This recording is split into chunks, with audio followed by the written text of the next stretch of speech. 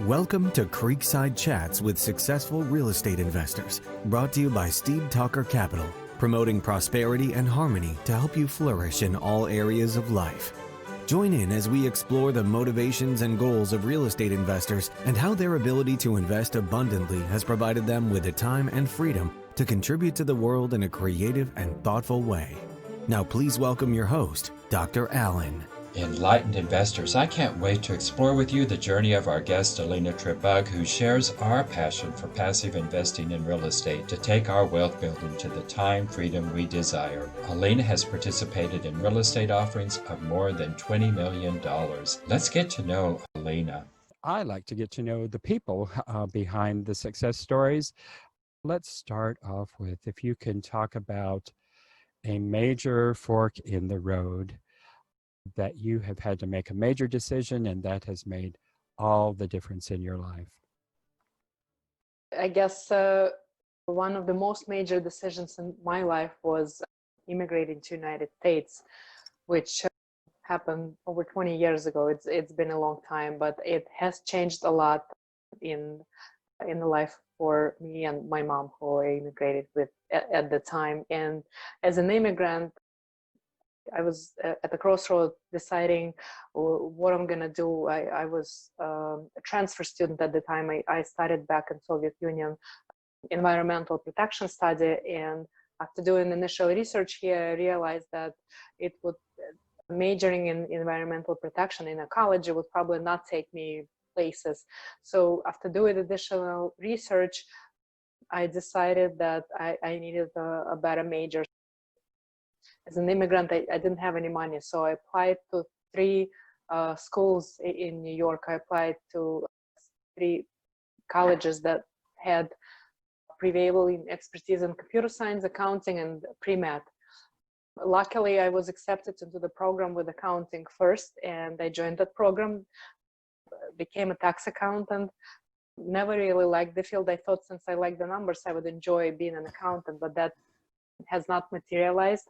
And after trying public and then private world for some time, I realized that I needed to leave accounting field. So I left accounting and switched to information technology, where I was able to utilize my accounting skills because I started testing accounting applications. So that came in handy. And I've been in information technology field ever since for many years. The roles have evolved, but it mainly has been about being sort of the liaison between the 2 worlds, between the business and technology. It was, you can think of it as program project manager more or less, but connecting the 2 worlds, helping them to talk. And while working, I have always been thinking about finding ways to lower taxes, since obviously my husband and I have been growing in our careers, and so were our income, and so are our tax brackets, of course. So real estate has been on my mind for many years, but I haven't taken action until about 7 years ago, when I took an action, decided to do the research, and finally, after doing the research and realizing that I couldn't buy anything locally in New Jersey because it was just way too expensive, I decided to start looking out of state. And it's one of the out of state strategies. I came across syndications. It seemed like a viable choice at the time. And after doing additional research, I realized that this is a strategy that I want to try. And I became an equity partner in someone else's syndication, passive investor essentially. And after investing in one, and then I found another, and then another, and I have done several. And then I realized that it looked like there was a need. I could probably help a lot of other people do the same thing, essentially invest in real estate and do it without any interruption to their day-to-day life, which a lot of people would want. Nobody wants to deal with toilets and tenants, if you will, but people do want to diversify outside of Wall Street. So this was a perfect opportunity. I saw the niche and the need, and I decided to satisfy that need by starting my own company, SAMO Financial, with the sole purpose of helping other people build that wealth, do it completely passively without any interruption to their day-to-day life, and have residual income to support and have a diversified portfolio. in addition to their other investments. That's pretty much the story. It's an interesting and fascinating story. It's interesting how you connected the dots from one issue to the next, or essentially one career to the next, and you came to the United States with a background in environmental sciences, is that, or in engineering? Yeah, it's ecology essentially. But for an immigrant, it didn't seem like a viable choice. I didn't think I would be able to find a decent paying job. When I was accepted into accounting program, I thought this was perfect. Accountants are always needed.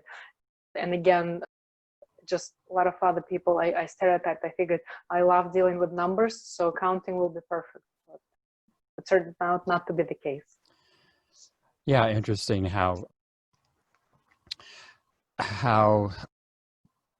you thought numbers would take you into accounting, and certainly there's a lot of numbers in accounting, but there's a whole lot more to accounting than just the numbers aspect of it.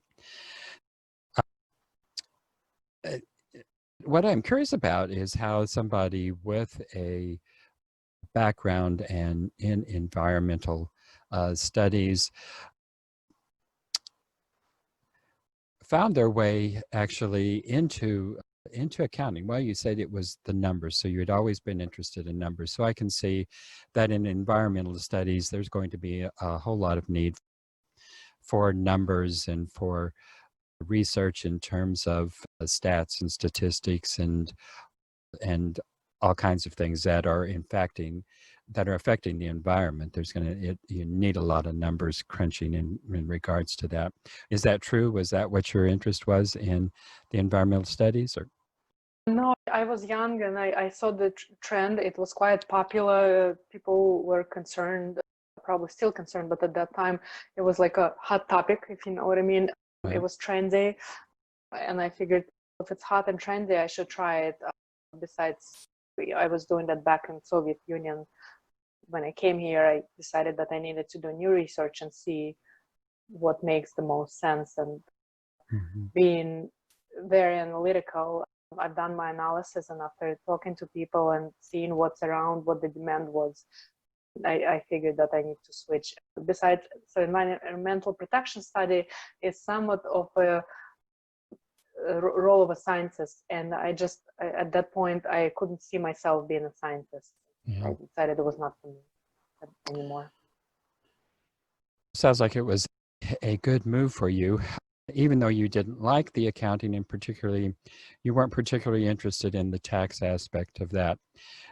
And yet it was that accounting background that helped you to understand that there was probably a better way to take care of your future, and that being through real estate, because of the tax advantages within real estate. Absolutely. And to this day, I still leverage that education, even though I never liked accounting, but still whatever was given to me during my college years and whatever I remember, I try to leverage and build up upon that expertise and knowledge. And obviously it does come in very handy in real estate investing as well. And so I'm definitely happy that I've had that education.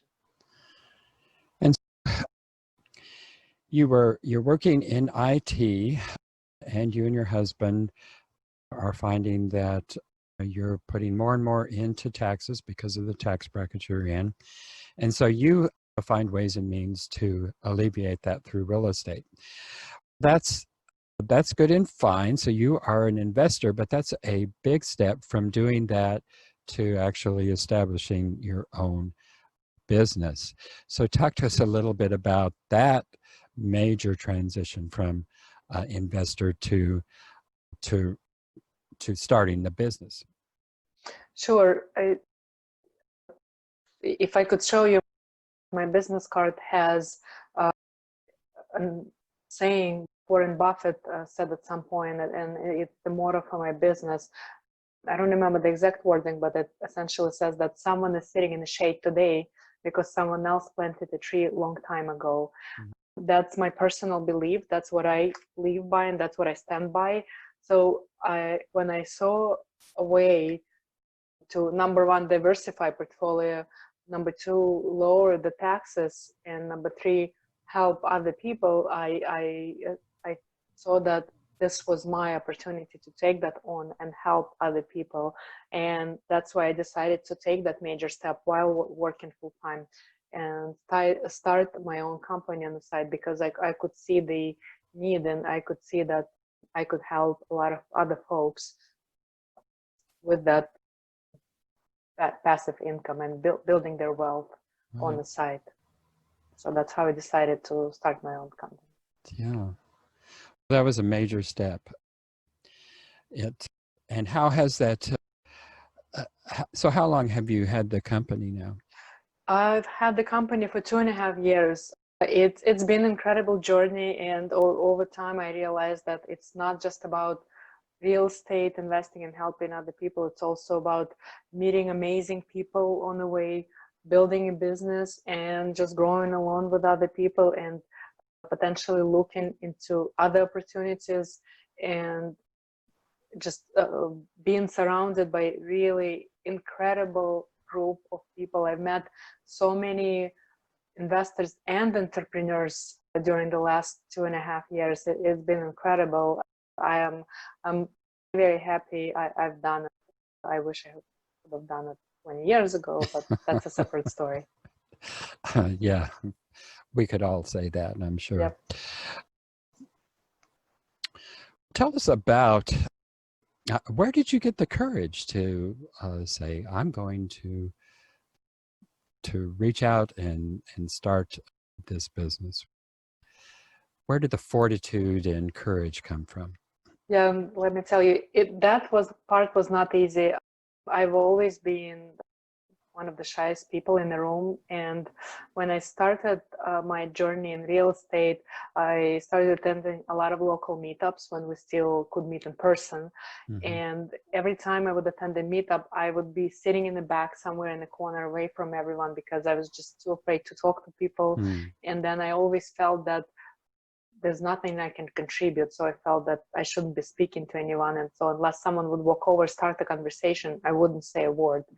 And after attending a number of meetups, I started getting to know other folks, and I started realizing that there are probably things that I can contribute because of the conversations I heard and the presentations I heard. I saw that there were things that I could contribute. Maybe it wasn't about flipping or wholesaling, but it was about keeping things in order, or organizing a project, or maybe some of the tax aspects of the business, because of my prior knowledge, skills, education, and everything that I've accumulated at this time. And slowly and gradually I started talking to people. What also helped along the way is my desire to grow, and hence I've been reading a ton of personal development books like Miracle Morning, Think and Grow Rich. There's so many other books. Awaken the Giant Within. So the list just goes on and on. And after reading these books and talking to other people, and also about a year and a half ago, I attended Tony Robbins' event. He came to New Jersey, and I wasn't planning on going, but I heard from a number of investors, friends, that they're going, and they invited me, and I decided to check it out, just out of curiosity, more or less. But after being through that experience and seeing the guy on the stage for 12 hours straight with no food or water, just standing in front of the people and being so energized, it was an incredible event. I met even more entrepreneurs and investors at that event, and it's just has transformed me tremendously, obviously over time, but through the books, through the interactions with other folks, through this Tony Robbins experience, the courage kind of built up and the grit had built up. And I have to attribute a lot to, of course, my family, because the support has been tremendous. While it's only my initiative, my whole family and husband, my kids, my mom, everyone's been very supportive and allowing me to start and work and grow on my business has been just an incredible experience, and I wouldn't be able to do it without their support. And I'm really grateful for that. And I'm grateful that I've been able to meet so many truly amazing people on the way, people like yourself, Alan. If not for real estate on this podcast, we would have probably never met, but because of these opportunities, I'm really grateful for this journey of mine and meeting many incredible people and being where I'm at. So I'm definitely happy where I'm at today. I don't know if you're aware of this or not, but you have an incredibly inspirational story. There's probably a lot of individuals who are sitting in the back of the room thinking, I really don't have anything at all to contribute. And to hear someone else to be vulnerable enough to admit that I've been in that place too, and someone who has actually made such major progress as you have, that's extraordinarily inspirational. So I really appreciate your courage in being vulnerable and your ability to share that with us. Thank you, Alan. By the way, on that topic, so I know how hard it is for people to start, and a lot of folks, when they come to realization they want to become investors, they really don't know what they want to do, and they experience this gold rush syndrome. You know what I mean?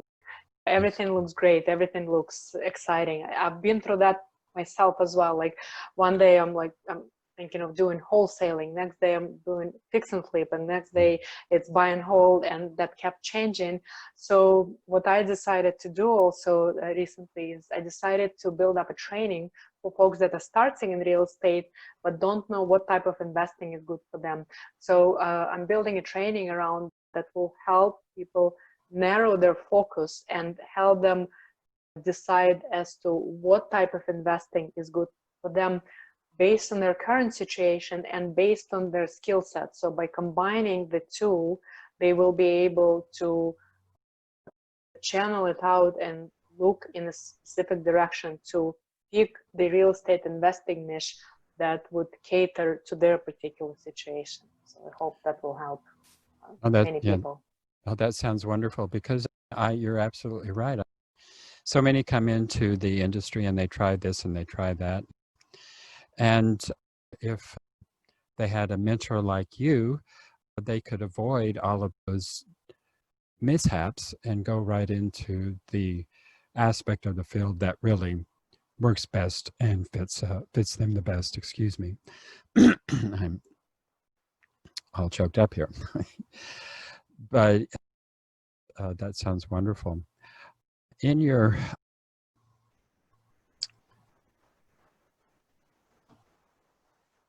journeys, I'm sure you've had a lot of ups and downs and setbacks and disappointments. Just briefly, because we're running out of time here, share with us one of your major setbacks and what you've learned from that and how you came through that. Sure. Yeah, you're absolutely right. Just like in any business, no business would exist without having a setbacks or disappointments or failures. And I like how Rutgers calls it seminars, so I like to call that seminars as well. But one of my seminars, was essentially not selecting the right partners. I've learned through that unfortunate experience that I had, and now I try to concentrate a lot more on finding the right partners, and I take my time when deciding to partner up with people. And I also take us through a questionnaire where we all go and decide for ourselves whether, number one, our goals align, number two, our strategies are aligned, and our interests are aligned, and not only professionally but also personally, because it's like marrying the person for a specific duration of time. If you're buying a property and let's say you want to hold it for 10 years, you want to make sure that this is the person that you want to stick around for the next 10 years. And who knows, maybe you decide to hold it less or more. So you have to be prepared to stick with that person or people for a certain duration of time. That's why I prefer to take the time to ensure that there is alignment on professional and personal side for all of the partners that I'm involved in, to make sure that we're walking into the partnership knowing that there is an alignment, complete alignment on both sides. And it's okay to have disagreements with your partners as long as they're healthy and as long as there is a way to find mutually agreed upon option. And it's obviously encouraged. You can't always agree with everyone, even with your partner at home, personal partner. But I can't even agree with myself all the time. Here you go. But healthy disagreements are encouraged. But what's not good if the interests are not aligned. And what I mean by that, if let's say I want to hold the property for 10 years, but my potential partner says I want to flip it next year, there's definitely no alignment. So it's not someone you want to partner up. There's nothing wrong with either option. It's just you have a different vision for your personal life. So you need to find someone with whom you have that overall alignment. Wonderful advice there. Before we close out here, tell our viewers and listeners how they can connect with you. Sure. They can find me through my website, which is samofinancial.com, or they can find me on LinkedIn or Facebook or Instagram. Alina, it has been a pleasure having you today. Thank you for sharing your life with us, and thank you especially for being courageous enough to be vulnerable. I truly appreciate it. Thank you, Alan. It's a pleasure to be on your podcast, and I truly appreciate that. Thank you for joining us on Creekside Chats with Successful Real Estate Investors, brought to you by Steed Talker Capital. For more information, as well as access to our free ebook on enhancing your well-being through real estate investing, be sure to connect with us at steedtalker.com. As part of our efforts to make the world a better place, Steed Talker Capital contributes to activities and organizations committed to better understand the equine and enhance the humane treatment of horses worldwide. Steed Talker Capital, working for a world where all creatures, great and small, flourish abundantly. Connect with us at steedtalker.com.